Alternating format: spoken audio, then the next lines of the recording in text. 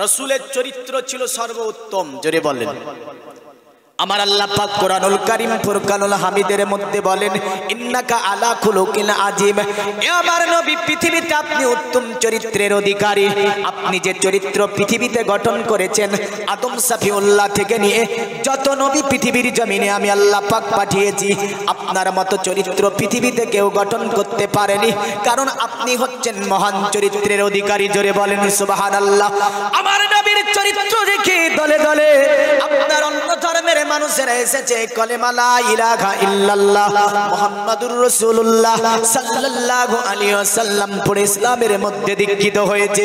তাই পৃথিবীর মানুষেরা গবেষণা করলো মুহাম্মদকে নিয়ে, পৃথিবীর বিজ্ঞানীরা গবেষণা করলো মুহাম্মদকে নিয়ে, সনাতন ধর্ম আপনার গবেষণা করলো মুহাম্মদকে নিয়ে।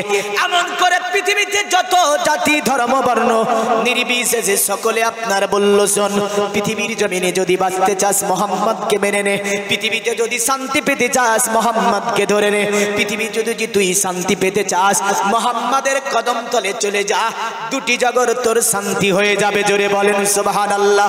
যার কারণে সনাতন ধর্মের একটি আপনার গুরুত্বপূর্ণ কিতাবটির নাম হচ্ছে ভবিষ্য পুরাণ। এই ভবিষ্য পুরাণ সনাতন ধর্মের একটি গুরুত্বপূর্ণ কিতাব। এই ভবিষ্য পুরাণের মধ্যে বলেছে কি জানেন?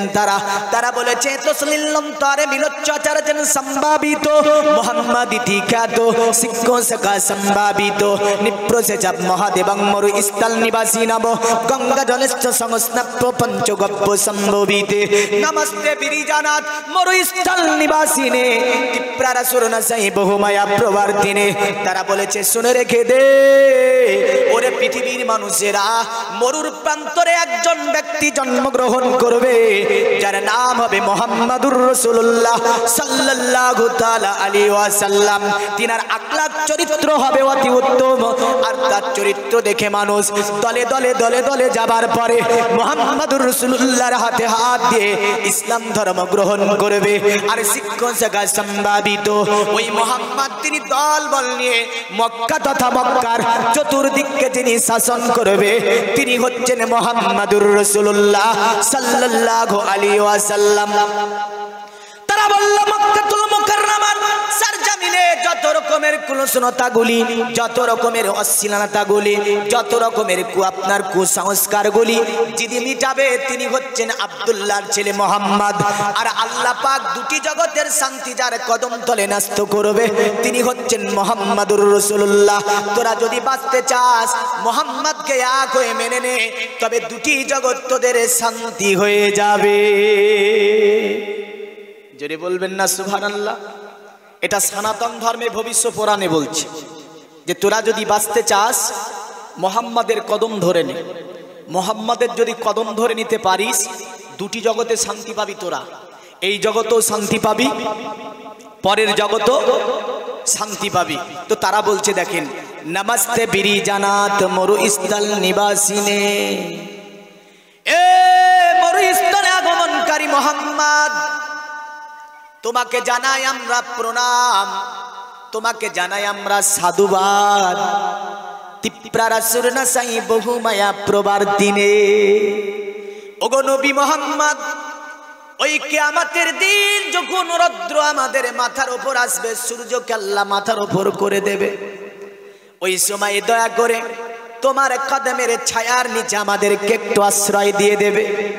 যদি তোমার কদমের ঠায়ে আমরা জায়গা পেয়ে যাই, কিয়ামতের দিন ওই রৌদ্র আমাদেরকে জ্বালাতে পারবে না। জোরে বলেন সুবহানাল্লাহ।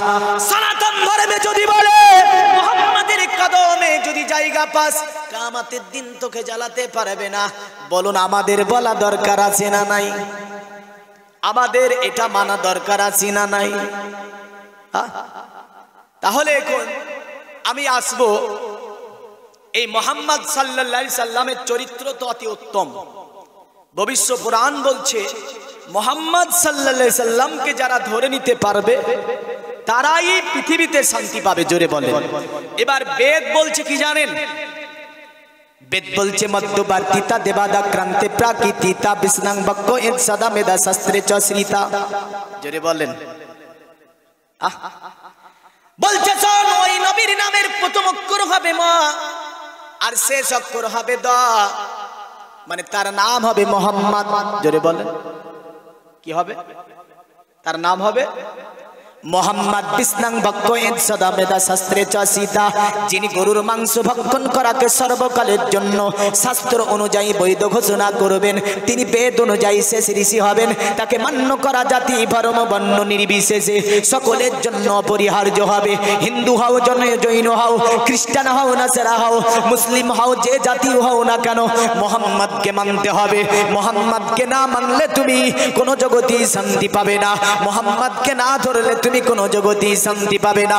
তাই তারা বলল, শুনে রেখে দে, বেদ অনুযায়ী শেষ ঋষি যিনি হবে তিনি হচ্ছেন মুহাম্মাদুর রাসূলুল্লাহ সাল্লাল্লাহু আলাইহি ওয়াসাল্লাম। ওগো জগতের মুমিন মুসলমান, আপনাকে আমি থিওরি দিয়ে যাব আমার নবী পাক সাল্লাল্লাহু আলাইহি ওয়াসাল্লামের বংশমর্যাদা কেমন ছিল জানেন? আরবীয় গোত্রের আপনার বলেছে নবীর বংশমর্যাদা এমন আপনার উচ্চগামী ছিল, যাকে আরবের মানুষেরা কুরাইশুন বলে আখ্যায়িত করেছে। মানে আমার নবী যে বংশে জন্মগ্রহণ করেছে ওই বংশটার নাম ছিল কুরাইশ গোত্র। কুরাইশ শব্দটির অর্থ হচ্ছে আপনার সমুদ্রের ভয়াবহ জানোয়ার, যার কাছে পৃথিবীর সমুদ্রের সব জানোয়ারগুলি পরাজিত হয়, এমন আপনার জানোয়ারকে বলা হয় আপনার কুরাইশুন। আমার নবী পাকের বংশধর যদি চেষ্টা করতে ইচ্ছা করত আরবের যে কোনো গোত্রকে ক্ষতির মুখে ফেলে দেবে, আমার নবীর বংশ ক্ষতির মুখে ফেলে দিতে পারত। আর নবীর বংশধর যদি ইচ্ছা করত কাউকে উপকার করে দেবে, তাদেরকে উপকৃত করে দিত। জোরে বলেন সুবহানাল্লাহ। মানে আমার নবীর বংশটা ছিল অতি আপনার প্রভাবশালী গোত্র, আর পরস্পর রাজা বংশে আমার নবী জন্মগ্রহণ করেছিল। আমাদের দেশে অনেকেই বলে যে ফকির হয়ে আসলো না, আমার নবী পাকের পরস্পর বংশই রাজা। নবীর বাবার নাম কি বলো না গো? আমার নবীর বাবার নাম কি জানা নাই?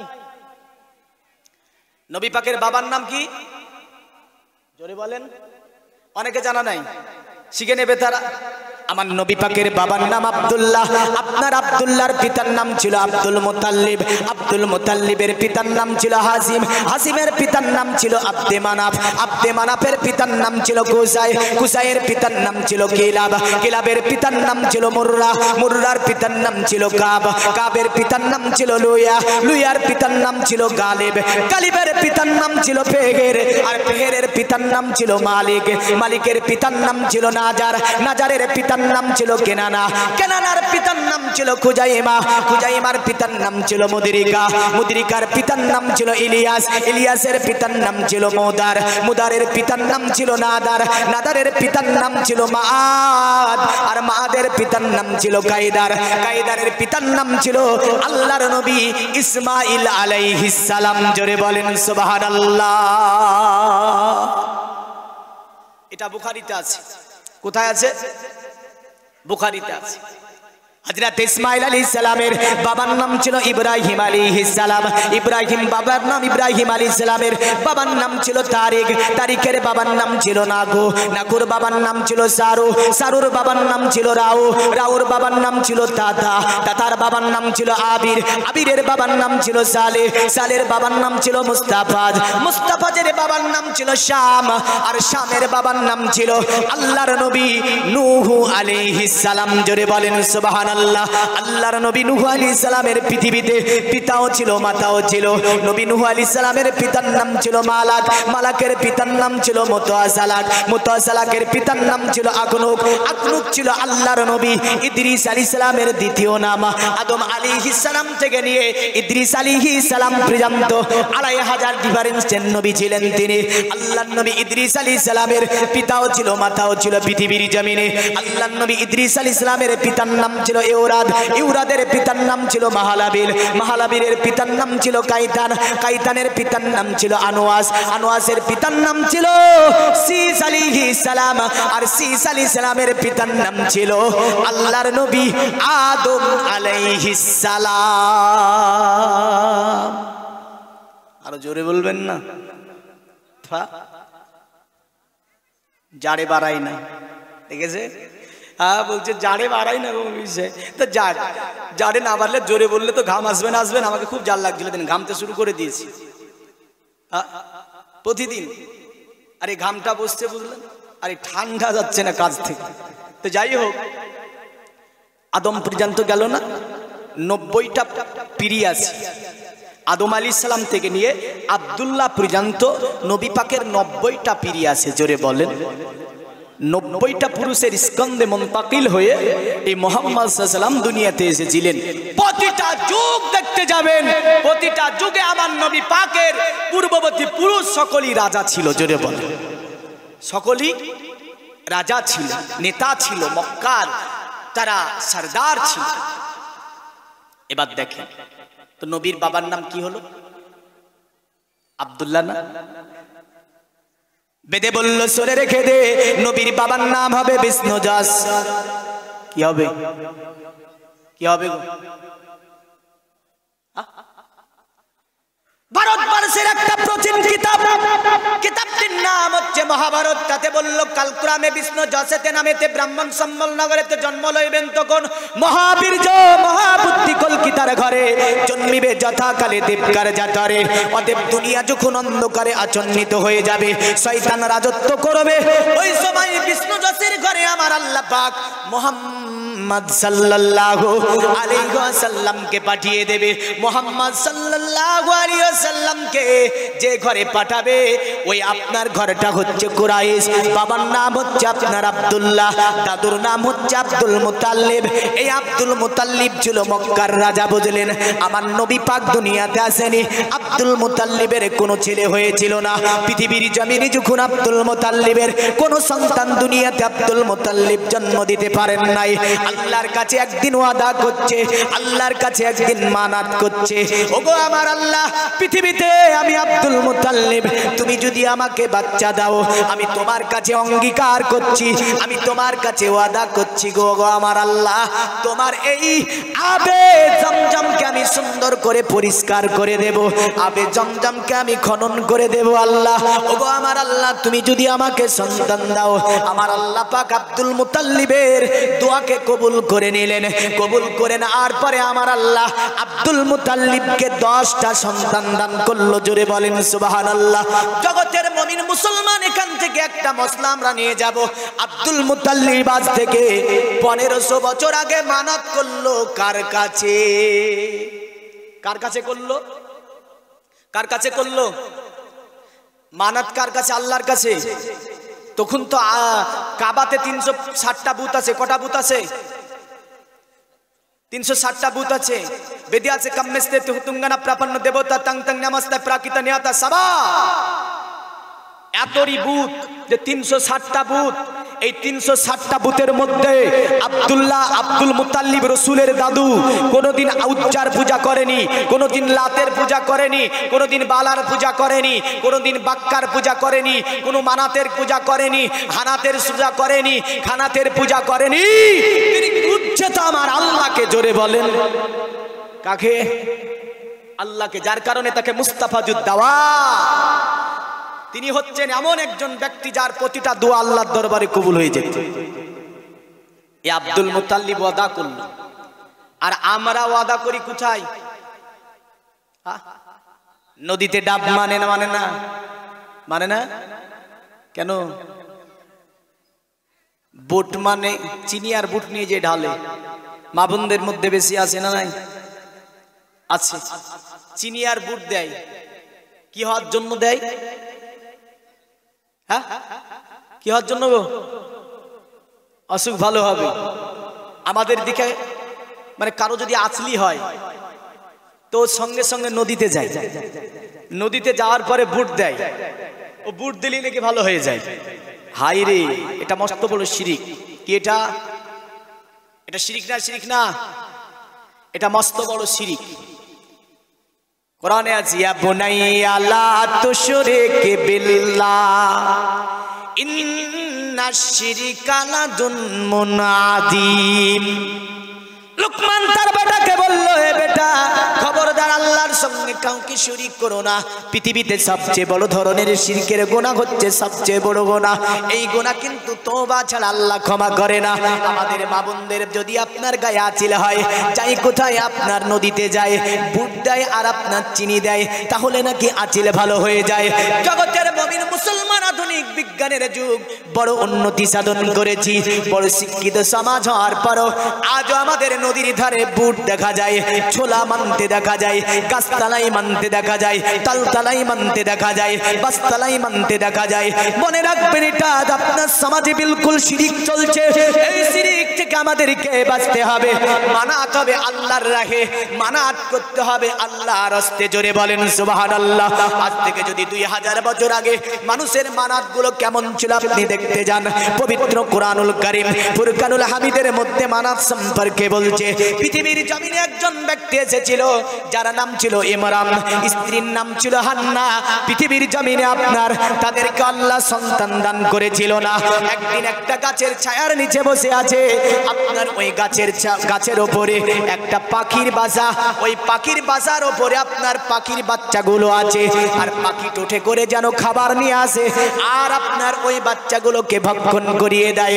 হান্না এই মেয়েটি ওপরে তাকালো, তাকানোর পরে দেখছে একটা পাখি যদি বাচ্চাকে এত আদর করে, এত মহব্বত করে, এত সময় এত ভালোবাসা দেয়, হান্না আল্লাহকে বলছো, গো আল্লাহ, এই পাখিটা কত সুন্দর বাচ্চাকে আদর করে, মায়া মহব্বত দেয়। আল্লাহ, আমি তো পৃথিবীতে মানব, আমাকে কোনো তুমি সন্তান দান করনি আল্লাহ। ওগো আমার আল্লাহ, আমি হান্না যদি তুমি পৃথিবীতে আমাকে একটা সন্তান দান করে দাও, আমি তোমার দরবারে মানাত করছি আল্লাহ, ওই সন্তানটাকে বাইতুল মুকাদ্দাসের খাদিম বানিয়ে দেব। জোরে বলেন সুবহানাল্লাহ। পবিত্র কোরআনে একটি সূরা আছে, সূরা বাকারার পরে যে সূরাটি রয়েছে, এই সূরাটির নাম হচ্ছে সূরা আলে ইমরান। আচ্ছা আচ্ছা, কি নাম বললাম? আচ্ছা, কি নাম বললাম? সূরা আলে ইমরান। ইমরান কিন্তু মনে রাখবেন হান্নার স্ত্রী। এই ইমরানের নামে একটা সূরার নামকরণ করা হচ্ছে কোরআনে। জোরে বলেন। আপনি হয়তো ভাববেন মৌলভী সাহেব কোন যুগের কথা বলেন, কিন্তু জানেন এই হান্না যখন ওয়াদা করে দিল, আল্লাহ মানাতকে কবুল করে নিল। বয়স হয়ে গিয়েছে 60 বছর, আল্লাহ মানাত কবুল করেছে। হান্নার গর্ভে আমার আল্লাহ পাক সন্তান দান করলো। জোরে বলেন। সন্তানটি হলো মেয়ে সন্তান, নাম রাখলো মারিয়াম আলা নবীনা আলাইহিস সালাম। মানাত করেছে, ইমরান বলছে আমার স্ত্রী তুমি মানাত করেছ আল্লাহর দরবারে বাইতুল মুকাদ্দাসের খাদিম বানাবে, বাইতুল মুকাদ্দাসে দিয়ে দিতে হবে। এই আপনার মা মারিয়ামকে বাইতুল মুকাদ্দাসে দিয়ে দেওয়া হলো। 6 মাসে আমাদের বাচ্চা যতটা বড় হয়, মা মারিয়াম আলা নবীনা আলাইহিস সালাম একদিনই অতটা বড় হতো। জোরে বলেন। আল্লাহ পাক এই মারিয়ামের গর্ভ থেকে পৃথিবীতে একটা সন্তান পাঠিয়েছিলেন। ইনি পৃথিবীতে সাধারণ সন্তান ছিল না, ইনার নামই ছিল ঈসা নবী আলাইহিমুস সালাম। জোরে বলবেন না? আর একটু জোরে বলেন। তো তারা মানত কার রাহে করলো? আজ থেকে 2000 বছর আগেকার কথা। তা আজ থেকে 2000 বছর আগে যদি তারা আল্লাহর রাস্তে মানাত করেন, আপনি কি করে বুট মানতে যান নদীতে? তাদের 360টা মাবুদ, তাদের মধ্যে একটা মাবুদ হচ্ছে মা গঙ্গা। কি গো, এই দেখেন, দেখেছেন ভাইয়ের ভালো বুদ্ধি। মানে গতকাল একটা জায়গায় প্রোগ্রামে একজন শ্রোতা বলছে 2বার চেষ্টা করলাম, তো 2বারই বসতে পারলাম না, বসতে তো ভিজে যাচ্ছে, বুঝলেন? তো বলছে 2বার চেষ্টা করে বসতে পারিনি। এখন এই জায়গাটা কেমন আছে আমি জানি না, ঠান্ডা আছে না? যাক, এর ফল আল্লাহ দেবে। সকলে বলুন আল্লাহুম্মা আমিন। কে দেবে এর ফল? কে দেবে? আল্লাহ দেবে। আসি তো নবী পাকের দাদু মানত করলো, যদি তুমি আমাকে ছেলে দাও তাহলে তোমার আবে জমজমকে আমি ঠিক করে দেব। তা আল্লাহ 10টা ছেলে দিল। কটা দিল? 10টা দিল। এখন আপনি যদি গাছতলায় মেনে ছেলে চান হবে? হ্যাঁ, কই আপনি বলেন তো দেখি। আল্লাহ তোমার মসজিদে আমি 50,000 টাকা দেব, তুমি আমার একটা ছেলে দাও। এটা বড় মানাত। জোরে বলেন, কি মানাত? বড় মানাত। এটা বলবে না, বুঝলেন? ও কোন গাছতলায় 3টে খাসি দিব তাই বলেছে। হ্যাঁ, ও গাছতলাতে দিবে 3টে খাসি। বাচ্চা যদি দেয় তো গাছতলাতে 3টে খাসি দেবে ও। হাই রে আল্লাহ! ও বলুক দিনই যে আল্লাহ তুমি যদি আমাকে একটা বাচ্চা দাও, তোমার মসজিদের মিনার বানিয়ে দেবে। আল্লাহ খুশি হবে না? হবে না? যার বাচ্চা হয় না। আরে মানাত করা শিখো, চাওয়া শিখো আল্লাহর কাছে। চাওয়া জানবে না তো পাওয়া যাবে? পাওয়া যাবে বাবা।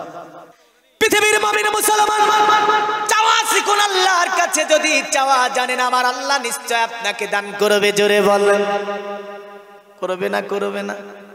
এখন আব্দুল মুতাল্লিবকে 10টা ছেলে চেয়েছে, দিয়ে দিয়েছে আল্লাহ। মানাত করেছে আবে জমজমকে খনন করে দেব আল্লাহ, পরিষ্কার করে দেব আল্লাহ। আবে জমজমকে আব্দুল মুতাল্লিব 10টা ছেলে পেয়েছেন, তাদেরকে সঙ্গে করে নিয়ে খননের কাজ শুরু করে দিল আব্দুল মুতাল্লিব। সবচেয়ে ছোট ছেলে যেটা, তার নাম ছিল আমার রাসূলের পিতা আব্দুল্লাহ। দেখতে সুন্দর ছিল, এমন সুন্দর ছিল দেখতে, আব্দুল্লাহকে দেখলে যেন আসমানের চাঁদ যেন লজ্জা পেত। জোরে বলেন সুবহানাল্লাহ। আব্দুল্লাহর আখলাক ছিল অতি উত্তম, আব্দুল্লাহর চরিত্র ছিল অতি মাধুর্য, আব্দুল্লাহর ছিল কোমল চরিত্রের অধিকারী। এই ছেলেটি যখন চলতো মাটির দিকে মুখ করে চলতো, যখন আপনার রাস্তা দিয়ে বেরোতো প্রান্ত পরিবার, এমন করে আপনার প্রভাবশালী গোত্রের মেয়েরা তারা আব্দুল মুতাল্লিবকে দেখে আপনার কি বলতো জানেন? যে আব্দুল মুতাল্লিবের ছেলে আব্দুল্লাহ চলে যাচ্ছে, আল্লাহ পাক দেখে এত চেহারা দিয়েছে যে আসমানের চাঁদ যেন আব্দুল্লাহর চেহারার কাছে লজ্জা পায়। ওগো জগতের মুমিন মুসলমান, এই আব্দুল্লাহর চরিত্র কেমন ছিল? আজ থেকে যদি 1500 বছর আগে আব্দুল্লাহর চরিত্র থাকে, মাটির দিকে চেয়ে আপনার চলা, মাটির দিকে তাকিয়ে চলা, যদি তার কোমল চরিত্রের তিনি অধিকারী থাকেন, শিরিক থেকে যদি দূরে থাকেন, বিদআত থেকে যদি দূরে থাকেন, বলেন আজকে আমরা একটা শিক্ষিত সমাজ, উত্তম পরিবার, আমরা শিক্ষিত সমাজ, আধুনিক বিজ্ঞানের যুগে এসে পৌঁছিয়েছি। আমাদের চলন ফিরনে শিরিক দেখা যাবে না, বিদআত দেখা যাবে না। আমাদের চলন ফিরন তো অতি উত্তম হওয়া দরকার আছে। জোরে বলেন, আছে না নাই? আমাদের চলন ফিরনে অতি উত্তম হওয়া দরকার আছে। এখন আব্দুল্লাহর এই ছেলেটা রাসূল সাল্লাল্লাহু আলাইহি সাল্লামের আসার পূর্ব থেকে যে নবীর দুশমন ছিল, ওর নাম কি জানেন না? ওর নাম হচ্ছে ইহুদি। কি? আজ প্যালেস্টাইনে মারছে না? 100%-এর মধ্যে 70% মেরেছে নারী এবং শিশুদের, আর 30% মেরেছে পুরুষদের। বিশ্বনবী বলেছে রে, যুদ্ধ ময়দানে নারী মারবে না, যুদ্ধ ময়দানে বাচ্চাদের মারবে না। জোরে বলেন। আর আজকে প্যালেস্টাইনে মারছে তো বাচ্চাগুলোকে, প্যালেস্টাইনে মারছে তো নারীগুলোকে, মারছে না? কেন মারছে গো? আজ আমরা ভাবছি কতই কিছু না পেয়ে গেছি। তো যাই হোক, আমি প্রথম একটা জিনিস আপনাকে দিয়ে যাব। আব্দুল্লাহ চলে যাচ্ছে, আর সিরিয়ার একটা কাফিলা যাচ্ছিল মক্কা দিয়ে। তো ওই কাফিলার মধ্যে একটা জ্যোতিষী ছিল, রেহাব ছিল, গণনাকারী ছিল। ওই গণনাকারীর নজর পড়েছে আব্দুল্লাহর উপর। তো যারা গণনাকারী হয় ওরা মানুষ দেখে মেলা কিছু বুঝে ফেলে না? যারা গণনাকারী হয়, কালী জাদুবিদ্যা করে, অনেক কিছু বুঝতে পেরে যায় মন্ত্র দ্বারা। তাকাচ্ছে, এই জ্যোতিষী বলছে, যুবক শোনো। আব্দুল্লাহ আপনার জ্যোতিষীর কাছে আসলো মনোঋষি, বলছে যুবক তোমার নাম কি? বলে আমার নাম হচ্ছে আব্দুল্লাহ। বাবার নাম কি? বলে বাবার নাম আব্দুল মুতাল্লিব। বাড়ি কোথায়? বলে মক্কাতে। সঙ্গে সঙ্গে কাফিলা লোকজনকে বলছে, শোনো, তওরাতে আমি যে আলামতগুলি পড়েছি বিশ্বনবীর বাবা, ওই বিশ্বনবীর পিতার আলামতগুলি জানো এই যুবকটার মধ্যে দেখতে পাচ্ছি।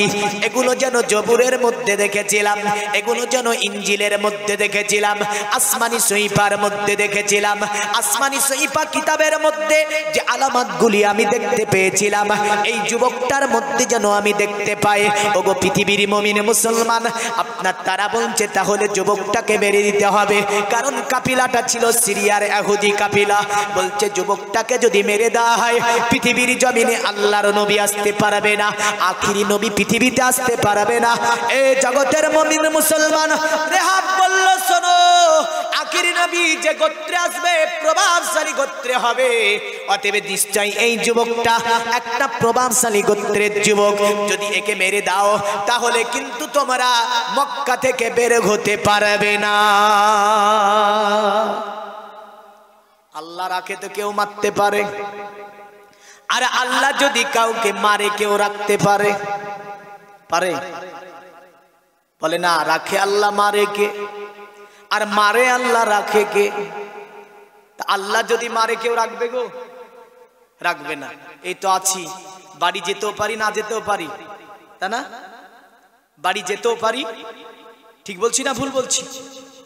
পৃথিবীর মুমিন মুসলমান মারে রাখবেন। আব্দুল্লাহকে আপনার জিজ্ঞাসা করছে, নাম বলে আব্দুল্লাহ, বলে কোন গোত্রের ছেলে তুমি? বললো আমি কুরাইশ গোত্রের ছেলে।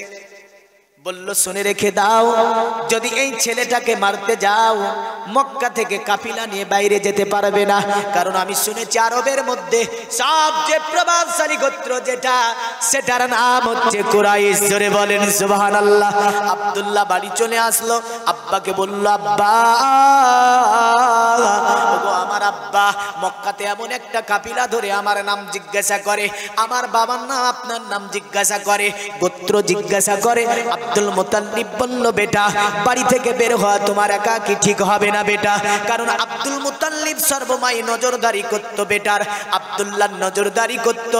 আপনার এই আব্দুল মুতাল্লিবের ছেলে আব্দুল্লাহ যখন বাড়ি থেকে বের হতো, আপনার ভ্রান্ত পরিবারের মহিলারা আব্দুল্লাহকে বিবাহের পায়গাম পর্যন্ত দিত। আব্দুল্লাহ বলতো, আরবের নারীরা তোমরা আমাকে কেন বিবাহের পায়গাম দাও? এই বিষয়ে আমার পিতা আব্দুল মুতাল্লিবের সঙ্গে কথা বলতে হবে।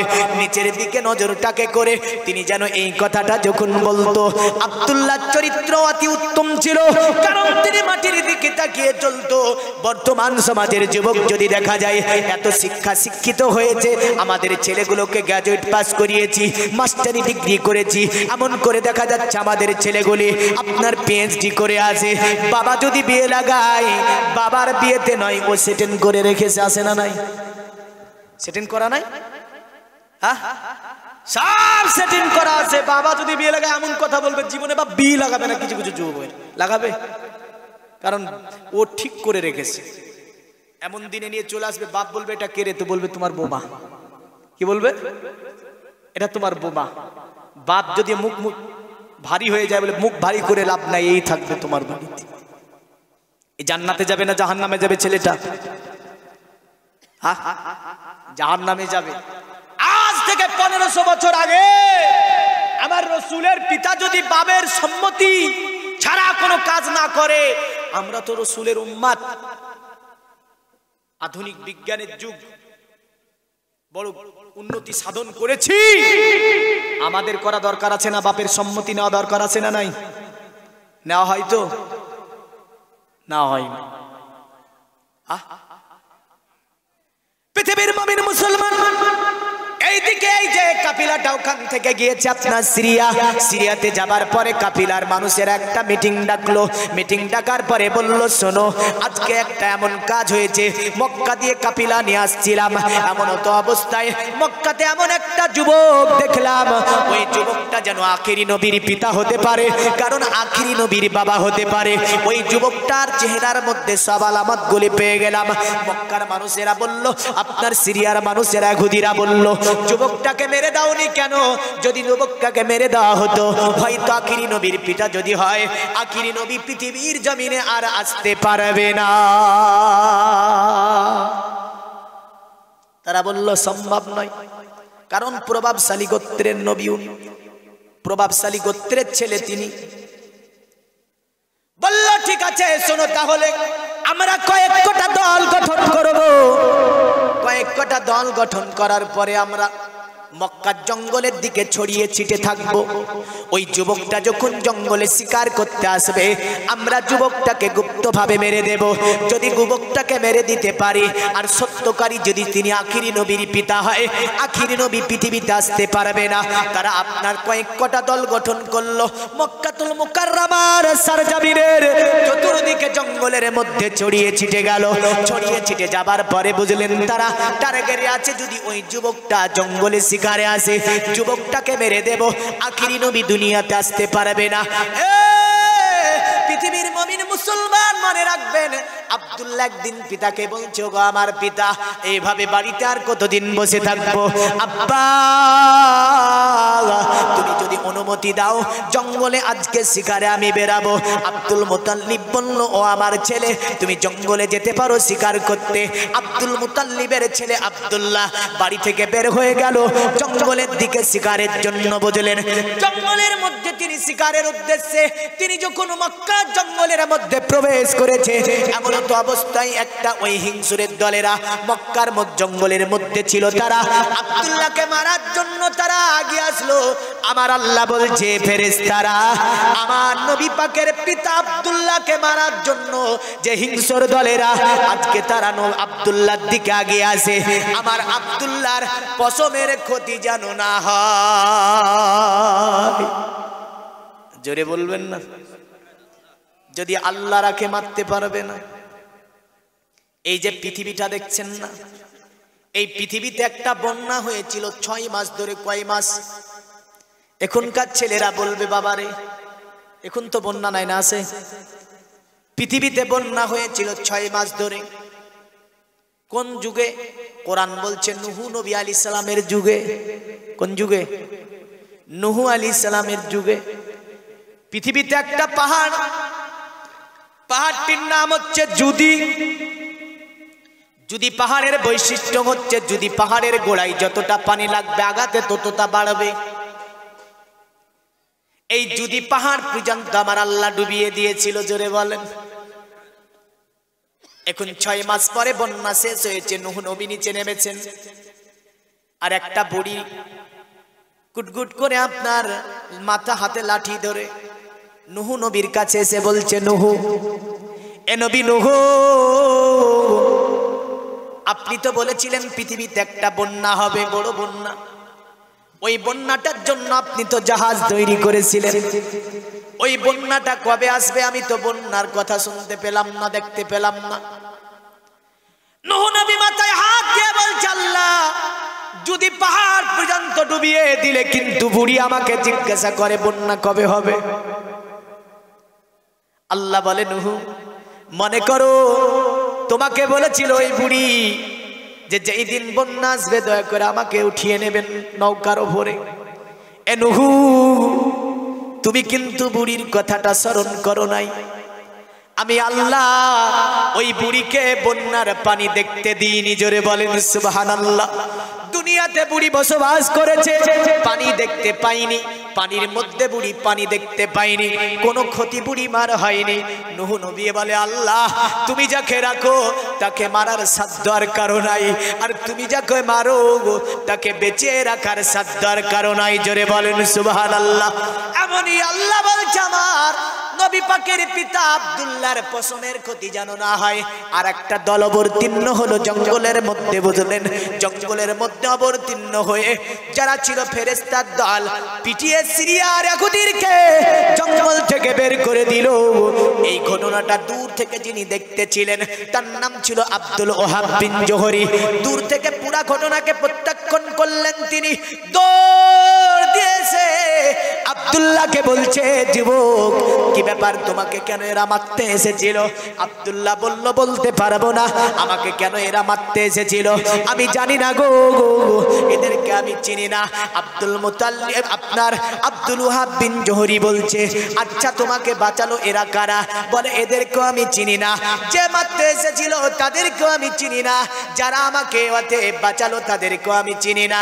আব্দুল ওহাব বিন জোহরি কথাটা শুনে যেন নম্র ভদ্র এবং তার কথার আপনার পরিকাঠামো বা কথা বলার যে আপনার ভঙ্গিমা দেখে আব্দুল ওহাব বিন জোহরি যুবকটার ওপর ফেদা হলো এবং যুবকটাকে মনের মধ্যে যেন একটা জায়গা দিল। জোরে বলেন সুবহানাল্লাহ।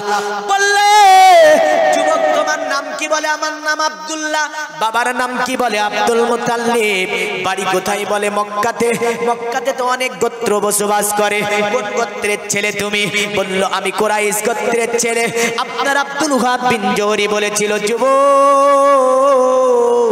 ও যুবক তুমি একাকী, এমন করে তুমি জঙ্গলের মধ্যে এসো না।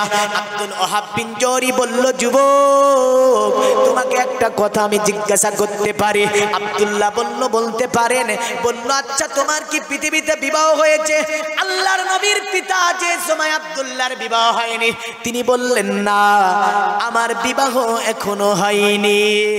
পৃথিবীর মুমিন মুসলমান আব্দুল্লাহ ছেলে আপনার যখন আব্দুল ওহাব বিন জোহরি বলল তোমার নাম আব্দুল্লাহ, বাবার নাম আব্দুল মুতাল্লিব, তাহলে বাড়ি চলে যাও, আমি তোমার বাবার সঙ্গে কথা বলবো।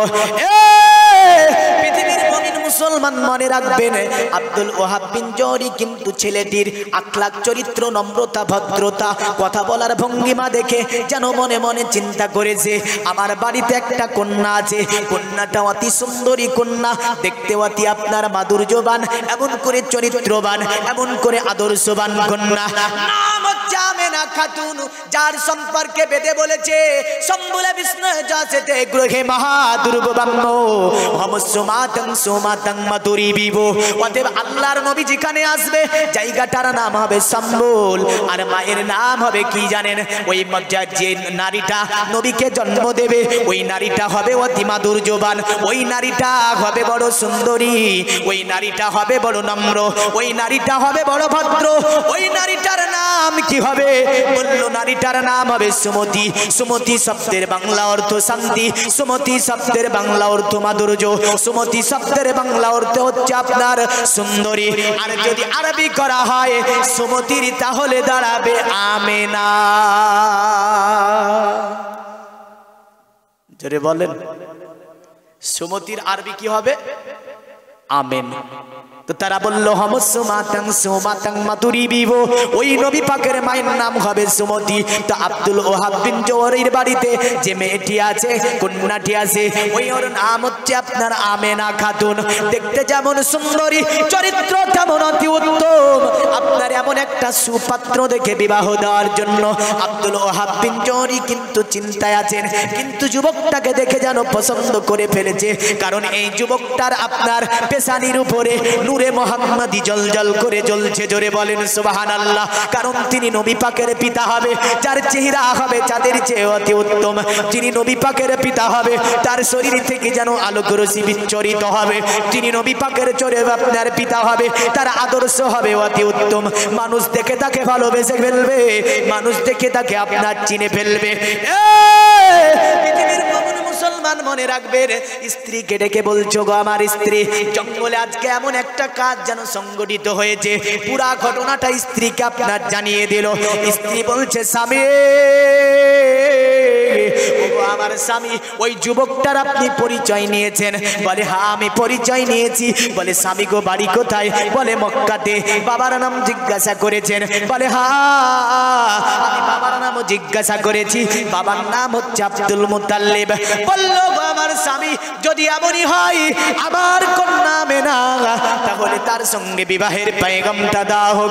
তবে মনে রেখে দেবেন আমার নবী পাকের পিতা, আমার নবী পাকের মা, মা আমেনা তুসাদিয়া আমার নবীর নাম শুনেছিল কিনা একটা আপনাকে হিসাব দিয়ে যাব। মনে মনে গবেষণা করবেন, রাত্রিতে সে গবেষণা করবেন। আমার নবী দুনিয়াতে আসেনি, আমার নবীর বায়োডেটা আদম নবী জানে না, জানে না, জানে না, জানে না। নবী দুনিয়াতে না আসতে আমাদের নবী, যিনি পৃথিবীর প্রথম নবী, তার নাম কি? আদম আলাইহিস সালাম। আদম আলাইহিস সালাম আমার নবী পাকের বায়োডেটা বলতে নবী পাকের পুরো অ্যাড্রেস জানতো না, জানতো না? যদি বলেন মৌলভী সাহেব কেমন করে, কোরআন বলছে ফাতালাক্কা আদামু মির রাব্বিহি কালিমাতিন ফাতাবা আলাইহি ইন্নাহু হুয়াত তাওয়াবুর রহিম। আমি আল্লাহ আদমের মধ্যে একটি জিনিস হালকা করে দিলাম। আদম নবী আলাইহিস সালামের মধ্যে যে কালামটা আল্লাহ পাক হালকা করেছিল, ওই কালামটা ছিল লা ইলাহা ইল্লাল্লাহ, লা ইলাহা ইল্লাল্লাহ, লা ইলাহা ইল্লাল্লাহু মুহাম্মাদুর রাসূলুল্লাহ সাল্লাল্লাহু আলাইহি ওয়াসাল্লাম। এই আপনার কালামটা তিনি বলেছিলেন। তাফসীরে রুহুল বায়ানের মধ্যে আছে আদম নবী বলেছিল, ইয়া রাব্বি আসআলুকা বিহাক্কি মুহাম্মাদিন সাল্লাল্লাহু আলাইহি ওয়াসাল্লাম, আয় আমার আল্লাহ তুমি আমাকে maaf করে দাও মুহাম্মদুর রাসূলুল্লাহ সাল্লাল্লাহু আলাইহি ওয়াসাল্লামের ওসিলাতে, মুহাম্মাদের ওসিলা করে তুমি আমাকে maaf করে দাও। আল্লাহ বলছে আদামু কাইফা আরাফতা মুহাম্মাদিন সাল্লাল্লাহু আলাইহি ওয়াসাল্লাম, এ আমার আদম তুমি আমার নবী মুহাম্মদকে কেমন করে চিনতে পারলে, নবী মুহাম্মদকে কেমন করে জানতে পারলে? আদম নবী আলাইহিস সালাম বলে, ইয়া রাব্বি লাম্মা খালাকতানি বিয়াদিকা ওয়া নাফাকতু ফি মির রূহিকা, ওগো আমার আল্লাহ তুমি যখন আমাকে তৈরি করো, আমার মধ্যে রূহকে তুমি প্রদান করে দিলে, আমি জীবিত হলাম। আর রাফা রাসি আলা কাইমিল আরশে, আমার মাথাটাকে উত্তোলন করলাম, আরশের দিকে আমি উত্তোলন করলাম। রাআইতু মাকতুবান লা ইলাহা ইল্লাল্লাহ মুহাম্মাদুর রাসূলুল্লাহ সাল্লাল্লাহু আলাইহি ওয়াসাল্লাম, আমি ওই আরশের উপরে লেখা দেখতে পেয়েছিলাম লা ইলাহা ইল্লাল্লাহ মুহাম্মাদুর রাসূলুল্লাহ সাল্লাল্লাহু আলাইহি ওয়াসাল্লাম। আল্লাহ বলছে সাদাক্তা ইয়া আদম, হে আমার আদম আমি আল্লাহ তোমাকে ক্ষমা করে দিলাম। আদম নবী জানতো না পুরো বায়োডেটা, আমার নবী পাকের পুরো বায়োডেটা অ্যাড্রেসটা আদম নবী জানতো। যদি আদম নবীর কাছে আমার নবীর বায়োডেটা ছিল, ইব্রাহিম নবীর কাছে আমার নবীর বায়োডেটা ছিল, মুসা নবীর কাছে আমার নবীর বায়োডেটা ছিল, হযরত ইদ্রিস নবীর কাছে আমার নবীর বায়োডেটা ছিল, হযরত ঈসা নবী আলাইহিস সালামের কাছে আমার নবীর বায়োডেটা ছিল। কারণ ঈসা নবী বলছে অমুবাশশিরাম বিরাসূলি আতি মিন বাদি ইসমুহু আহমদ, আমার পরে এই ধরাতে একজন নবী আসবে যে নবীর নাম হবে আহমদ। জোরে বলেন।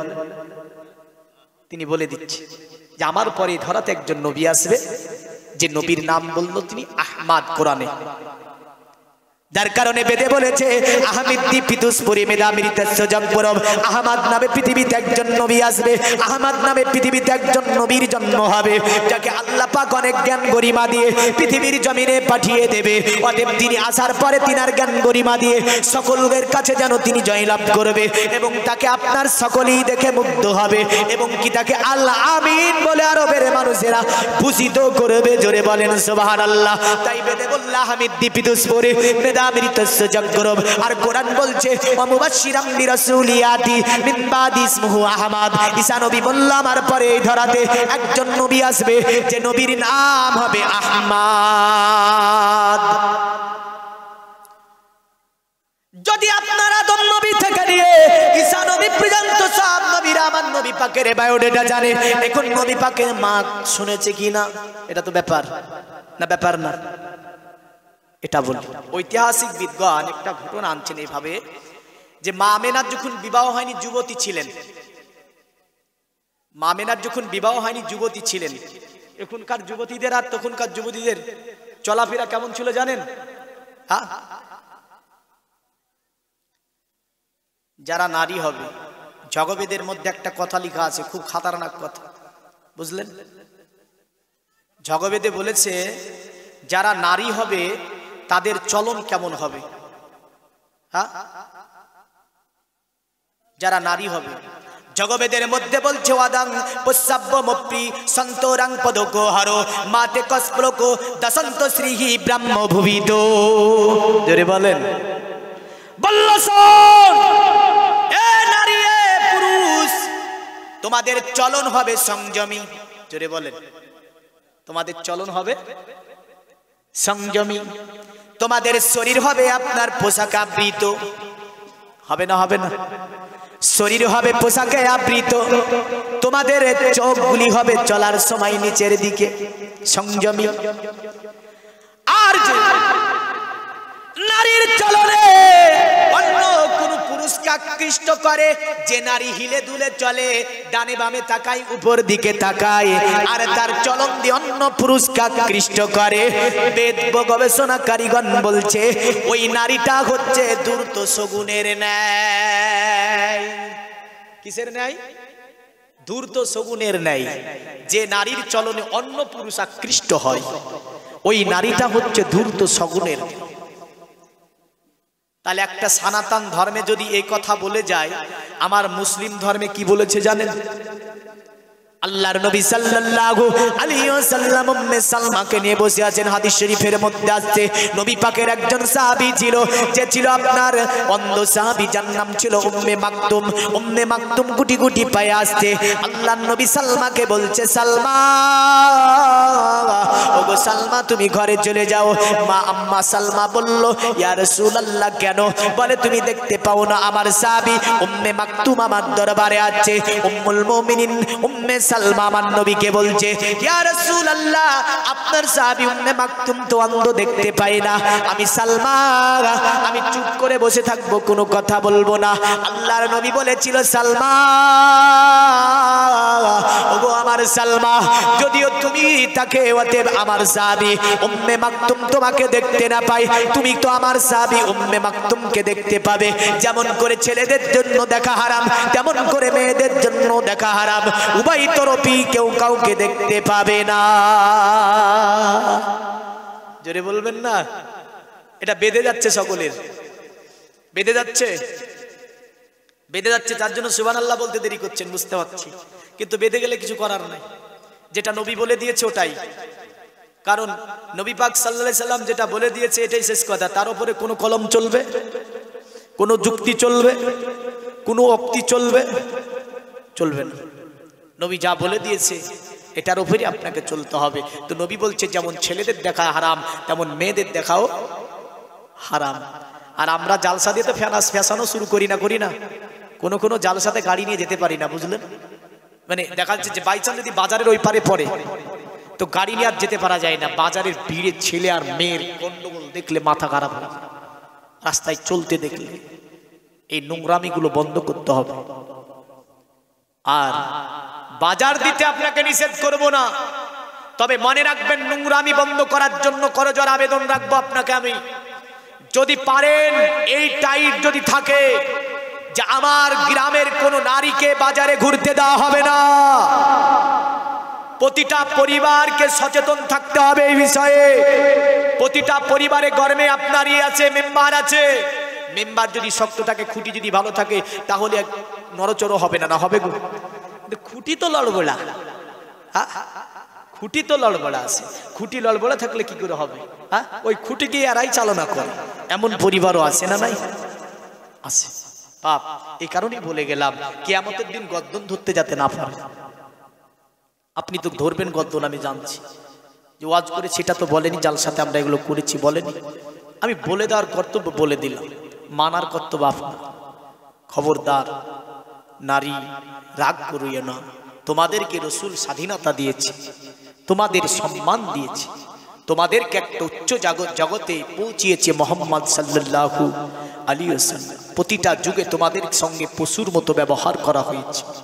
এ নারী, তোমাদেরকে একটা সম্মানের উচ্চ শিখরে যিনি পৌঁছালেন, তিনি মুহাম্মদুর রাসূলুল্লাহ সাল্লাল্লাহু আলাইহি ওয়াসাল্লাম। আর যদি মনে করে মুহাম্মাদের কথা মানব না, নারী তুমি কতই না নেমু হারাম, যে তুমি মুহাম্মদ সাল্লাল্লাহু আলাইহি ওয়াসাল্লাম তোমাকে উচ্চ শিখরে সম্মানের পৌঁছে দিল, আর তুমি বলছো মুহাম্মাদের কথা মানতে পারবো না। আমরা এইভাবে অশ্লীলভাবে, অশ্লীলতাভাবে, খোলামেলাভাবে ঘুরবো, কিন্তু মুহাম্মদ সাল্লাল্লাহু আলাইহি ওয়াসাল্লাম বলছে না, নারী তুমি লুকিয়ে থাকার জিনিস লুকিয়ে থাকবে। জোরে বলে, তুমি লুকিয়ে থাকার জিনিস তুমি লুকিয়ে থাকবে। তোমার সম্মান আছে সমাজে আলাদা। জোরে বলেন সুবহানাল্লাহ। আমেনা রাস্তা দিয়ে চলে যাচ্ছে, ঘটনাটা বলে দিই, তার কাছে কি বায়োডেটা ছিল। মামেনা চলে যাচ্ছে, দেখছে রাস্তার ধারে একটা সোনার আশরাফি পড়ে আছে। জোরে বললেন, কুড়িয়ে নিলেন। আশরাফিটার মধ্যে দেখছে একটা মন্ত্র লেখা আছে। কি লেখা আছে? একটা মন্ত্র লেখা আছে। মামেনা বাড়ি আসতে, পৃথিবীর মুমিন মুসলমান মামিনাতুস সাদিয়া বাড়ি আসে, মাকে আসার পরে ডাক দেয়, ওগো মা। মা বলছে, বলো আমার কন্যা কি হয়েছে?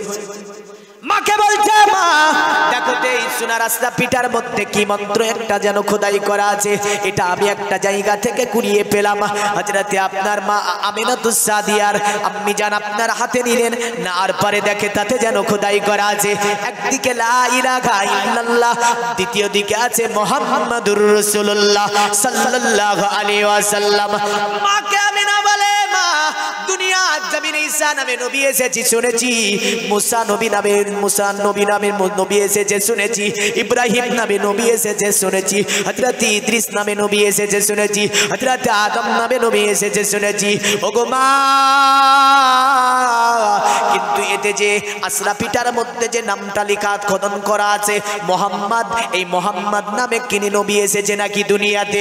মা বলছে, না, মোহাম্মদ নামে কোন নবী দুনিয়াতে আসেনি, তবে আমি শুনেছি ঈসা নবী নাকি এই নবীর কথাই বলতো, মুসা নবী নাকি এই নবীর কথাই বলতো, ইব্রাহিম নবী নাকি এই নবীর কথাই বলতো, ইদ্রিস নবী নাকি এই নবীর কথাই বলতো, আদম নবী থেকে নিয়ে সব নবীগণ এই নবীর কথাই বলেছে। অতএব এই নবীর কথাই আলোচনা করেছে। এই নবী দুনিয়াতে আসেনি, তবে দুনিয়ার জমিনে আগমন করবে। জোরে বলেন সুবহানাল্লাহ। মাকে বলছো, গো মা, এই নবীকে যে মা জন্ম দিতে পারবে উনি তো শেষ নবীর মা হবে। বলে, হ্যাঁ। তিনি বলছে, মা গো আসরাফিটা আমার দাও। আসরাফিটা নিয়ে নিলেন। ওই আপনার আসরাফিতে যে মোহাম্মদের নামটা লেখা ছিল তাতে মা আমিনাতুস সাদিয়া একটা চুমু দিয়ে তিনি বলেন, এ মোহাম্মদ, জানি না তুমি কোন নারীর গর্ভে জন্ম নেবে আর ওই নারীটাকে ভাগ্যবতী বানাবে। জোরে বলেন সুবহানাল্লাহ। পৃথিবীর মুমিন মুসলমান মা আমিনাতুস সাদিয়ার তখনও কিন্তু বিবাহ হয়নি। এইদিকে আব্দুল ওহাব বিন জোহরি তিনি আপনার মক্কাতে আসলেন। মক্কাতে প্রভাবশালী নেতা যার নাম আব্দুল মুতাল্লিব। আসার পরে জিজ্ঞাসা করলো, আপনি কি কুরাইশ গোত্রের নেতা? বলে, হ্যাঁ। আপনার নাম কি? বলে, আমার নাম আব্দুল মুতাল্লিব। বলে, আপনার সঙ্গে কিছু কথা নিয়ে কথনের জন্য এসেছি। আব্দুল মুতাল্লিব বলল, বলুন আপনার নাম কি? বলে, আমার নাম আব্দুল ওহাব বিন জোহরি। জগতের মুমিন মুসলমান আব্দুল মুতাল্লিব বলছে, তাহলে কথোপকথন শুরু করা যাক। শুরু হয়ে গেল কথোপকথন। বলল, আচ্ছা আপনার একটি ছোট ছেলে আছে না যার নাম আব্দুল্লাহ? বলে, হ্যাঁ। বলে, তার পুরা ঘটনাটি সব আব্দুল মুতাল্লিবকে খুলে কিন্তু আব্দুল ওহাব বিন জোহরি বলে দিল। বলে, শুনুন, আপনার ছেলেটাকে আমার অতি পছন্দ এসেছে। আপনার ছেলের নম্রতা, আপনার ছেলে ভদ্রতা, আপনার ছেলের কথা বলার স্টাইল আমি আব্দুল ওহাব বিন জোহরি আমার যেন অতি পছন্দ হয়েছে। কারণ তখনকার জামানার স্টাইলের সঙ্গে বর্তমান স্টাইল কিন্তু মিলবে না গো, এটা জেনে রাখবেন। না মিলবে? মিলবে। এখন যদি টিফিন দিতে যাই, বসবে তো আপনার যে পিছনে থাকবে লজ্জায় মুখ ঢাকবে। ঢাকবে না? ঢাকবে না? মসজিদে নামাজ পড়তে যাই, সেজদায় তো পেছনে যে আপনার মুসল্লিয়া চোখে দেখে লজ্জা করে না? এমন স্যুট পরে আছে, এমন স্যুট পরে আছে অর্ধেক বেরিয়ে যাচ্ছে, অত নামাজ পড়ে। এই স্টাইল কে দিয়েছে? এটা ইহুদি স্টাইল। যাতে লজ্জা স্থান ঢাকতে পারিস না তুই, ওই প্যান্ট পরে নামাজ পড়তে যাস। আর এখনকার প্যান্ট তো ছিঁড়া প্যান্ট। কি প্যান্ট গো? ছিঁড়া প্যান্ট না? নতুন প্যান্ট নিতে গেলে আপনার হাঁটু ছিঁড়া। আমার দাদুর জামানায় হলে ছুঁড়ে ফেলে দিত দোকান থেকে, বলে এখান থেকে এই ছিঁড়া প্যান্ট। কিন্তু এখন ছিঁড়া প্যান্টটার দাম বেশি না? ছিঁড়া প্যান্টটার দাম বেশি, মনে রাখবেন। আর যদি ভালো প্যান্টটা নিতে যান দাম কম। এখনকার ছেলেরা বলছে ছিঁড়াটাই নেব। একে কে পছন্দ করালো? আপনি? আপনি তো করাননি। আপনি করাননি।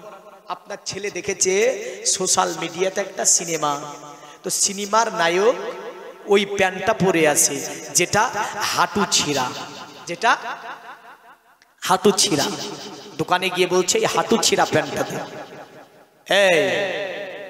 ও যে সিনেমাটা করে তোকে দিল, ওকে মুসলিমের আদর্শ দিল, ইহুদি আদর্শ ধরে দিল। চুল কাটতে গিয়ে বলছে আমার সামনেকে একটাও যেন কাঁচি না লাগে, যদি লাগে তোর কাঁচি কেটে ফেলে দে। কাটবি তো কাট, বলে পেছনে নাড়া করে দে। আর একজন গিয়ে বলছে শোন, পেছনে যেন কাঁচি লাগে না লাগে। আর একজন গিয়ে বলছে চুল কাটবি কিন্তু কামানো হবে না। কামানো বলতে বুঝতে পারছেন, মানে ঘাড় কামাতে হয় না, তো বলছে চুল কাটবি কিন্তু ঘাড় কামাতে পাবে না। কোথা দেখেছে স্টাইল? মোবাইলে। আপনি তো শেখাননি স্টাইল, আপনি বাপের জন্য পাবেন কোথায়? এগুলো সব হাদিসে আছে। এগুলো কিয়ামতের নিশানি, কিয়ামতের আলামত, এগুলি হাদিসে পাওয়া যায়। জোরে বলেন আজ কোন জামানায়! আর মেয়েরা ভুরু ফিলাপ স্টাইল, ওদের কি ফিলাপ? রসুল বলছে ভুরু উঠিও না, চোখের ক্ষতি হবে। আল্লাহর নবী বলছে এই নারী খবরদার, তোমরা ভুরু উঠাবে না, কারণ চোখের ক্ষতি হবে। আর পুরুষদেরকে বলছে পুরুষ দাড়ি কাটিও না, পুরুষত্ব কমে যাবে। বুঝলেন? গোপ ছোট করো, দাড়ি বড় করো। আর আমরা বলছি দাড়ি কেটে ফেলবো আর গোপ দড়ি পাকানো হবে। আছে না নাই? গোপ দিয়ে দড়ি পাকানো হবে। কিছু খেতে যাই তো গোপে আটকে যায়, বুঝলেন? দুধ খাই তো সর লাগিয়ে থাকে গোপে। রাসূলের আদর্শ, নবী বলছেন গোপ ছোট করো, দাড়ি ছেড়ে দাও, দাড়ি বড় করো, তোমার পুরুষত্ব বেশ ভালো থাকবে, তোমার স্কিন ভালো থাকবে, তুমি পৃথিবীর জমিনে পুরুষের যে কায়দা বা পুরুষের যাতে পুরুষের মানান সেটা তোমার কাছে থাকবে। কিন্তু আমি বলছি না, সিনেমা জগতে যা দেখেছি সেটাই সবচেয়ে বড় স্টাইল।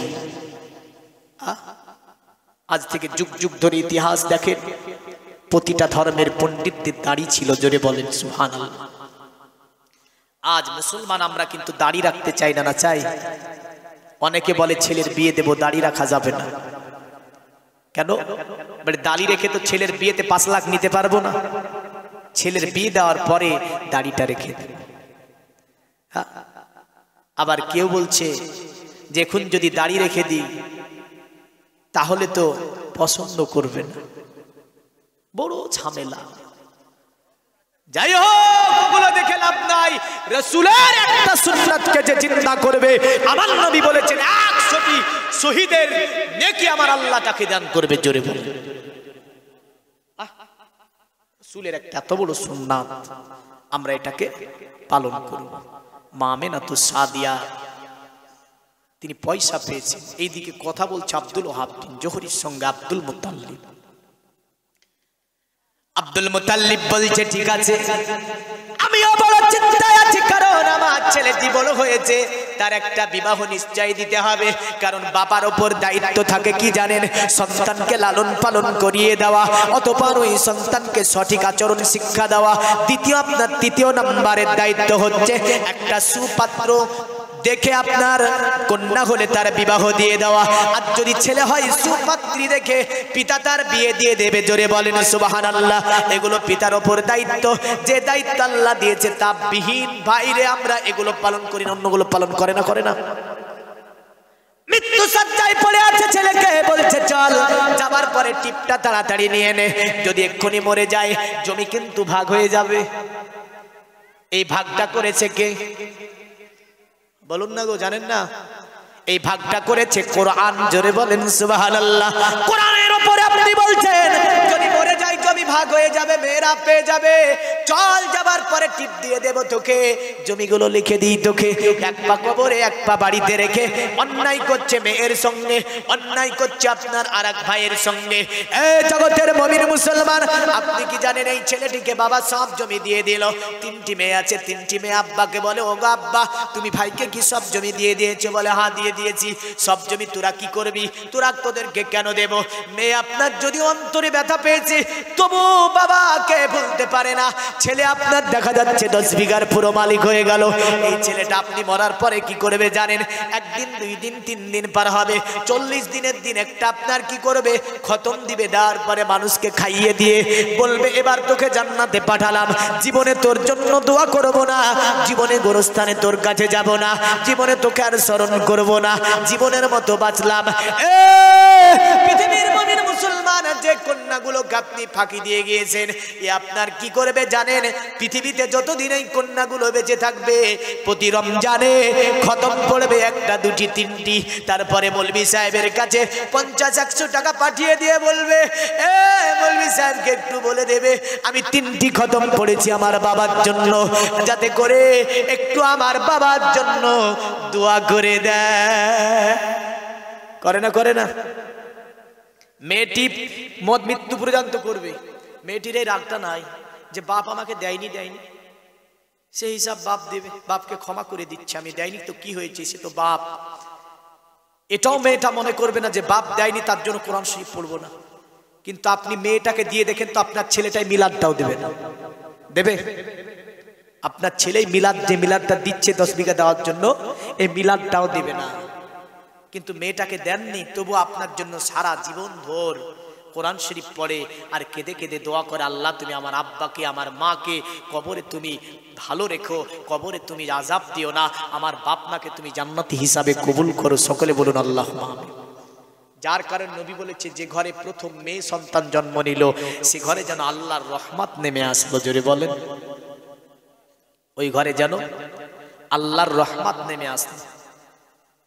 তাহলে এই রহমত এদেরকে ফাঁকি একাধিক ভাবে দিচ্ছে না পিতারা? কার জন্য ফাঁকি দেন গো? জমি ভাগ করার দায়িত্ব আপনাকে আল্লাহ দেয়নি, আর ভাগ করে দিতে হলে কোরআন যেভাবে ভাগ করে দিয়েছে ওইভাবে দিতে হবে। আল্লাহ আপনার জমির মালিক, আল্লাহকে আল্লাহই ভাগ করে দিয়েছে, ছেলে 2 অংশ নেবে আর মেয়ে 1 অংশ নেবে, এটা আল্লাহ ভাগ করে দিয়েছে। আর আল্লাহর ভাগের ওপরে আপনি নিজে নিজে ভাগ করছেন বলে মেয়েকে দেব না ছেলে কি দেব? জান্নাত তো সস্তা, খুব সাবধান। আমি আসি, এইদিকে কথা হয়ে গেল। আব্দুল মুতাল্লিব বলল যদি কোনো ইনকেস ঘটে যায় সমাজে, নেতা হলেও কিন্তু বিচার হবে খুব কঠিন। বর্তমান বিচার নাই, আচার নাই। নেতার ছেলে যদি অন্যায় করে সমাজে কোনো বিচার হবে না। আর যদি একটা নিপীড়িত ব্যক্তি, অসহায় ব্যক্তি, গরিব, যে আপনার পরিবার থেকে কোনো ছেলে অন্যায় করে ফেলে, তাকে দুনিয়ার উকিল, মন্ত্রী, পুলিশ, আদালত আপনার দিয়ে এমন বিচার করাবে যে অত্যাচারের মাঠে যেন পাহাড় চাপিয়ে দেবে। কিন্তু আগের জামানায় বিচার ছিল আপনার কেমন জানেন, খুব কঠিন। হযরত ওমর বিচার করেছেন ছেলের জন্য যা, অপরের জন্য তা। হযরত আপনার হারুন আর রশিদ বাদশাহ যা বিচার করেছেন নিজের পরিবারের জন্য যা, অন্যের জন্য তা। এমন করে বাদশাহ অরঙ্গজেব নিজের জন্য যা বিচার করেছেন ভাতিজার জন্য, এমন করে অন্যের জন্য, হিন্দুর জন্য, মুসলিমের জন্য, আদিবাসী দলিতের জন্য, সকলের জন্য একই সমান বিচার ইসলামে। জোরে বলেন সুবহানাল্লাহ। কোন টানটানা টানি হবে না, অন্যায় যেটা সেটা অন্যায় হবে। ওকে জগতের মুমিন মুসলমান হযরত আব্দুল মুতাল্লিব বলল ঠিক আছে, তাহলে আমি আমার সন্তানের বিবাহ কানা আমি প্রথম দেখতে যাব। তোমার কন্যাকে যদি পছন্দ হয়ে যায় আমি আব্দুল মুতাল্লিব বিবাহের দিন ধার্য করে দেব এবং আমার সন্তান আব্দুল্লাহর বিবাহ আমি দিয়ে দেব। জোরে বলেন সুবহানাল্লাহ। তিনি দেখতে গেলেন নিজের ছেলে তিনি বিয়ে দেবেন। আব্দুল ওয়াহাব বিন জোহরির বাড়িতে দেখতে গিয়েছেন মা আমেনা খাতুনকে। মা আমেনা খাতুনকে যখনই তিনি দেখতে গিয়েছেন, মা আমেনা খাতুন যখন তিনি ঘর থেকে বের হলেন, হযরত আব্দুল মুতাল্লিব ওই মা আমেনার চলা, মা আমেনার বলা, মা আমেনার ভঙ্গিমা, মা আমেনার চেহারা, এমন করে মা আমেনার পদযুগলগুলি যখন পা তুলে তুলে ফেলছিল। আব্দুল মুতাল্লিব ছিল খুব বুদ্ধিমান মানুষ, মক্কার নেতা তিনি। একবার তাকিয়ে দেখি তিনি পছন্দ করে পেলেন এমন নারী পৃথিবীতে হতে পারে না। বর্তমান সময়ে এমন নারী পৃথিবীতে দেখা যায় না। যেটা আমি দেখলাম আমেনার মধ্যে যেটা দেখা যায় অন্য নারীর মধ্যে আমি দেখতে পাই না। তিনি আপনার জিজ্ঞাসা করলেন মা, ওগো মা তোমার নাম কি? বড় আপনার মধুর সুরে তিনি আপনার বড় নম্রতার সঙ্গে বললেন আমার নাম আমেনা। বলল তোমার বাবার নাম কি? তিনি বললেন আমার বাবার নাম হচ্ছে আব্দুল ওয়াহাব বিন জোহরি বিন ইবনে শামস। পৃথিবীর মুমিন মুসলমান তার কথা বলা দেখে আব্দুল মুতাল্লিব পছন্দ করে ফেলেছে। আব্দুল মুতাল্লিব আব্দুল ওয়াহাব বিন জোহরিকে বলছে আচ্ছা আপনার মেয়ে আমার পছন্দ হয়ে গিয়েছে, যত তাড়াতাড়ি সম্ভব আমার ছেলের আব্দুল্লাহর আমি বিবাহ দিয়ে দেব। নতুবা মক্কা থেকে যখন তিনি বের হয় আপনার আরবের সম্ভ্রান্ত পরিবারের মহিলারা তাকে বিবাহের পায়গম দিয়েছিল একটা কারণই যে তার আপনার কপালের ওপরে নূরে মুহাম্মাদি জ্বলতো বলে তাকে সকলেই আপনার বিবাহের পায়গাম দিত। পৃথিবীর মুমিন মুসলমান মনে রাখবেন, কারণ বিশ্বনবী মুহাম্মদ সাল্লাল্লাহু আলাইহি ওয়াসাল্লামের পিতার আপনার ওখানেই দিন ধার্য করলো। দিন ধার্য মোতাবেক তিনি আব্দুল ওহাব বিন জোহরি তার কন্যার সঙ্গে আব্দুল মুতাল্লিবের ছেলে আব্দুল্লাহ এবং আব্দুল ওহাব বিন জোহরির কন্যা আমেনার বিবাহ যেন দিয়ে দেওয়া হলো। পৃথিবীর মুমিন মুসলমান, আজ থেকে যদি ১৫০০ বছর আগে আপনি মিলাতে যান তাদের বিবাহ অনুষ্ঠানটি কেমন হয়েছিল, আর আমাদের বর্তমান কিছু অনুষ্ঠানকে যদি মিলাতে যান তাহলে কিন্তু আমরা মেল দেখতে পাই না। কারণ তারা কোনো দেব মূর্তির কাছে যাবার পরে সাহায্য চায়নি। আপনি পৃথিবীর কোনো ইতিহাস থেকে প্রমাণ করতে পারবেন না যে নবী পাকের পিতা কোনোদিন কাত্তরে পূজা করেছে, নবী পাকের মা কোনোদিন কাত্তরে পূজা করেছে, নবীর দাদু কোনোদিন কাত্তরে পূজা করেছে। এই কয়েক কটা মানুষের কথা ইতিহাসের মধ্যে লেখা আছে, তারা জীবনে কোনোদিন পূজা করেনি। জোরে বলেন সুবহানাল্লাহ। জগতের মুমিন মুসলমান, তবে আমাদের সমাজে বর্তমান বিবাহ হচ্ছে কাকে দেখে? সিরিয়ালকে লক্ষ্য করে। হয় না? হয় না? হয় না? সিরিয়াল। এমনও কিছু পরিবার আছে যে আপনার সব কাজা কিন্তু সিরিয়াল কাজা নাই। সব কাজা কিন্তু সিরিয়ালের কাজা নাই। তো সিরিয়ালে দেখছে কি জানেন তো? বিবাহ হচ্ছে, সিরিয়ালে বিয়ে হয় না? সিরিয়ালে বিয়ে হয়। তো ওই বিয়েতে আপনার কি হয়? ওই হলুদ শাড়ি পরাচ্ছে। আমাদের সমাজে দেখতে পাচ্ছি হলুদ শাড়ি পরাচ্ছে, দিয়ে কাখাই, মানে ওরা যুবতী মেয়ে, কাখাই একটা করে কলসি দিচ্ছে, দিয়ে বলছে নদী থেকে পানি আনো, 7 কলসি পানি দিয়ে গা ধুয়ে দিয়ে নাকি ওই কন্যার গা ধুয়ে দিয়ে বিয়ে দিলে বিয়েতে বরকত বেশি হবে। নাউজুবিল্লাহ। এটা কোন নীতি? হিন্দু খ্রিস্টান নীতি একটা। কারণ ওদের মাবুদ হচ্ছে গঙ্গা, এই গঙ্গার কাছে আশীর্বাদ নেয়। আমরাও যদি মনে করি গঙ্গার পানি দিয়ে গা ধুয়ে বেশি বরকত হবে, তাহলে আমাদের এটা শিরক হবে না? হবে না? হবে না? শিরক হবে। তাহলে এই প্রথা যদি আপনাদের গ্রামে চালু হতে যায়, দেখলে অবশ্যই বন্ধ করে দেবে। ছোট ছেলে করছে তো কি বলবে? কথা বলবেন। কোন এখানে ছোট ছেলে লাগবে না, যে কলসি নিয়ে নদীতে গিয়ে জল পানি ভরে আনতে পারে সে ছোট ছেলে? সে ছোট ছেলে। খবরদার, এই সমস্ত প্রথা যাতে না হয়। আমি আসি, নূরে মোহাম্মদী মুন্তাকিল হচ্ছে আমিনার আব্দুল্লাহর কাছ থেকে আমিনার উদারে। জোরে বলেন, কার উদারে? আমিনার উদারে। পৃথিবীর মুমিন মুসলমান মনে রাখবেন, নবীকে নিয়ে গবেষণা ছিল। আল্লাহর নবীকে নিয়ে সিরিয়া, মুলকে শাম, বাগদাদ, মিশর থেকে নিয়ে পৃথিবীতে বড় বড় জ্যোতিষীরা জানতো আখিরি নবী দুনিয়াতে আসবে, আখিরি নবী দুনিয়াতে আসবে। আল্লাহর নবী মুন্তাকিল হয়েছেন, তিনি মা আমিনার উদারে তিনি আপনার চলে গিয়েছেন। বিবাহের আপনার পরে পরই যখন মা আমিনার উদারে তিনি চলে গিয়েছেন, আল্লাহর নবী মুহাম্মদ সাল্লাল্লাহু আলাইহি ওয়াসাল্লামের পিতা আব্দুল্লাহ যখন তিনি মক্কাতে আর বেরান, তিনাকে বিবাহের আর পায়গাম দেওয়া হয় না, কারণ তিনার কপালে যেন ওই নূরে মুহাম্মাদি আর দেখা যায় না। মানে চলে গিয়েছে আমিনার উদারে। আর নবী যিনি হবেন তিনি কিন্তু নূর হবে। কি হবে? বেদ বলছে সুগমারুহে দেবদত্তং জগৎপতি হসিনা সাদুদামান নমস্তে সবার যে গুণা নিবিতান চিররন্না সোনা খোনাং হয়না প্রতিমুদ্দাতিং নিপ্রলিঙ্গ শুদ্ধ দোষান কোটি সোনিয়নো সাতিং অতুতি সংভবিসন্তি মনংসি বিসদানিবে বসুদে মঙ্গরাগাতি পুণ্যগন্ধানি নুস্পিরিসাম পৌরজন পদরংবে আতিস্কিলান সুসা দিবাধর্মা কিত্রো যুগা দেবালকস্তাঞ্চারা উষ্টা পুষ্টা সসন্তুষ্টা কল্কোরজনি চাভুবা নানা দেবাদিলিঙ্গেষু ভূষানে ভূষিতি সুচা ইন্দ্রজানি বুদ্ধাতি কল্পকা পূজা কা জনানা শান্তি। সুবহানাল্লাহ বলবেন না? বোঝা গেল না? তারা বলছে নবী যিনি হবেন তিনি আচারই হবেন, নবী যিনি হবেন তিনি বিশ্ব মানব হবেন, নবী যিনি হবেন তার মধ্যে পৃথিবীর সব ধরনের সদ্গুণের অধিকারী হবে। জোরে বলো।